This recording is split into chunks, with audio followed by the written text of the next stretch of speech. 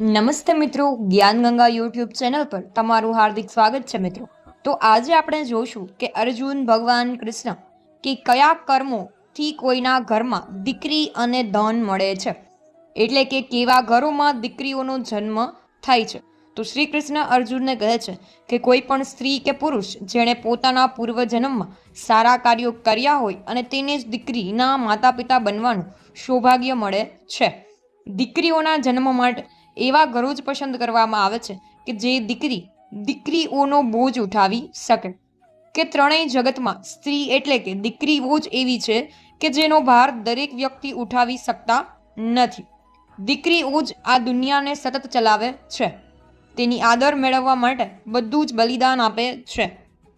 હે અર્જુન, જે દિવસે આ દુનિયામાં દીકરીઓનો જન્મ અટકી જશે તે જ દિવસથી સૃષ્ટિ અને ધીમે ધીમે સૃષ્ટિનો અંત આવવા લાગશે.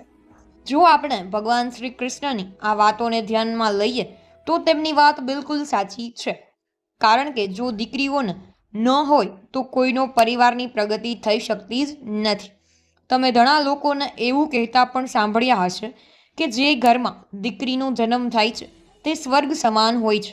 કારણ કે એક દીકરો જ કારણ કે એક દીકરો જ એક પરિવારને રોશન કરે છે, પણ દીકરીઓ બે કુળને રોશન કરે છે. અને તે તેના માતા પિતાના ઘરમાં પુત્રી તરીકે તેની ફરજ નિભાવે છે. પછી સાસરે આવે છે તો પુત્ર વધુ તરીકે તમામ ફરજો બજાવે છે. અને આજકાલ તમે ફક્ત સાંભળો જ છો કે દીકરીઓ અને વહુઓ, મિત્રો, તમે સાંભળતા જ હશો કે દીકરીઓ અને વહુઓ પરિવારમાં કોઈના મૃત્યુનું વર્ણન કરી શકતા નથી. પરંતુ આ બિલકુલ સાચું નથી.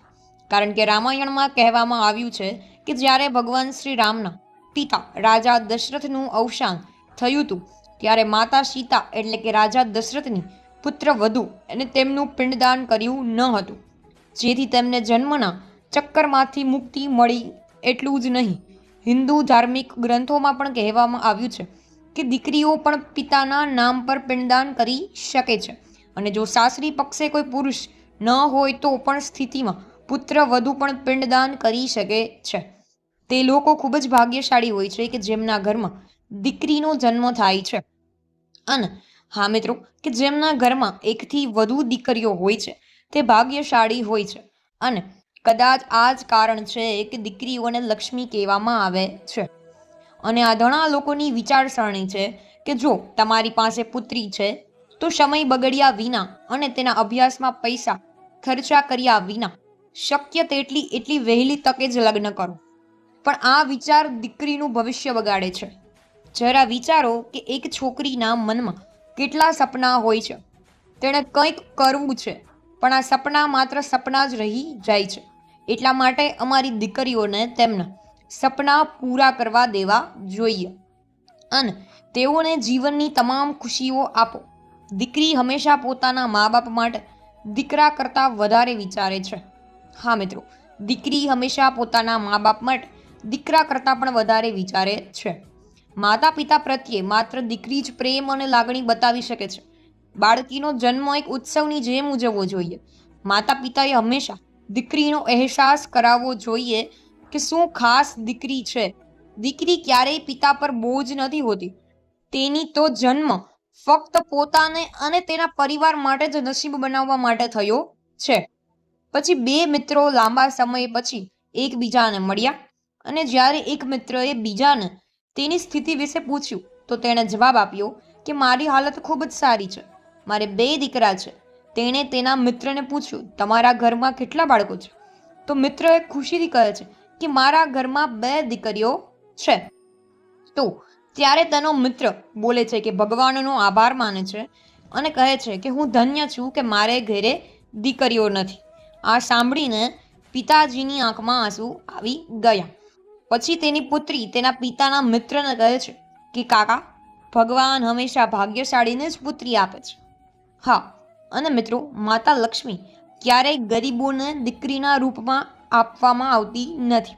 જેને ઉછેરવાની ક્ષમતા હોય, જે ગરીબ હોવા છતાં પણ દીકરીનો ઉછેર કરી શકે છે, તેને જ ભગવાન દીકરીનું સુખ આપે છે. અને એકવાર સ્વામી વિવેકાનંદ એટલે કે વિષ્ણુ દેવીની સીડીઓ પર ચાલતા હતા. બાજુનો ખેડૂત તેની દીકરીને ખંભા પર બેસાડીને ચડાવ પર ચાલી રહ્યો હતો ત્યારે જ સ્વામી વિવેકાનંદે કહ્યું કે બાબા, તમે તમારી દીકરીનો ભાર અનુભવતા હશો. હું તેને ઉપાડીને માતા વૈષ્ણવ દેવી એટલે કે વૈષ્ણવના દરબારમાં લઈ જાઉં છું. સ્વામી વિવેકાનંદે બધાની સામે કહ્યું કે દીકરી ક્યારેય પિતાના ખંભા પર બોજ નથી હોતી, અને જો દીકરીઓ પિતાના ખંભા પર હોય તો તે દરેક બોજને હળવો કરે છે. અને દીકરીઓ ક્યારેય પૈસાની ભૂખી નથી હોતી, તે માત્ર સન્માન અને સન્માનની જ ભૂખી હોય છે. જે કર્મ કરવાથી દીકરીનો જન્મ થાય છે. હવે એ વિચારવાની વાત છે કે ક્યાં કર્મ પછી તમે કોઈના ઘરે છોકરી બનીને જ જન્મો છો અને તેમના ઘર માટે લક્ષ્મીનું સ્વરૂપ સાબિત કરો છો. ગરુડ પુરાણમાં કહેવામાં આવ્યું છે કે જ્યારે આત્માને નવો જન્મ મળે છે ત્યારે આત્માએ શરીર પ્રમાણે, હા મિત્રો, જ્યારે આત્માને નવો જન્મ મળે છે ત્યારે આત્માને શરીર પ્રમાણે વર્તવું પડે છે અને તેના કાર્યો કરવા પડે છે. શરીર દ્વારા કાર્ય કરીને જો પુરુષ સ્ત્રી સાથે વ્યવહાર કરે છે તો આત્મા અને તેના જન્મના હેતુને અર્થપૂર્ણ અને અર્થન બનાવે છે. અને જો તે સ્વભાવ સ્ત્રીની આદતો લાવે છે અથવા તે જ કાર્ય કરવા માંગે છે તો સ્ત્રીએ તે કરવું જોઈએ. તો તે જ રીતે પુરુષનો આત્મા સ્ત્રીના શરીર પર લહે. ત્યાં ગરુડ પુરાણમાં કહેવાયું છે કે જો કોઈ વ્યક્તિ મૃત્યુની અંતિમ ક્ષણમાં સ્ત્રીને યાદ કરીને પોતાનું જીવન બલિદાન આપે છે તો તે પછીના જન્મમાં સ્ત્રી તરીકે જન્મ લે છે. એ જ રીતે જો છેલ્લી ઘડીએ ભગવાનનું નામ લે તો તે મોક્ષના માર્ગે આગળ વધે છે. તો મિત્રો, જો તમને વિડીયો ગમ્યો હોય તો વિડીયોને લાઇક શેર કરવાનું ભૂલતા નહીં, અને જો તમે ચેનલ પર નવા હોય તો ચેનલને સબસ્ક્રાઇબ કરવાનું ભૂલશો નહીં, જેથી તમને આવા જ વિડીયોની લિંક આપ સૌને મળતી રહેશે.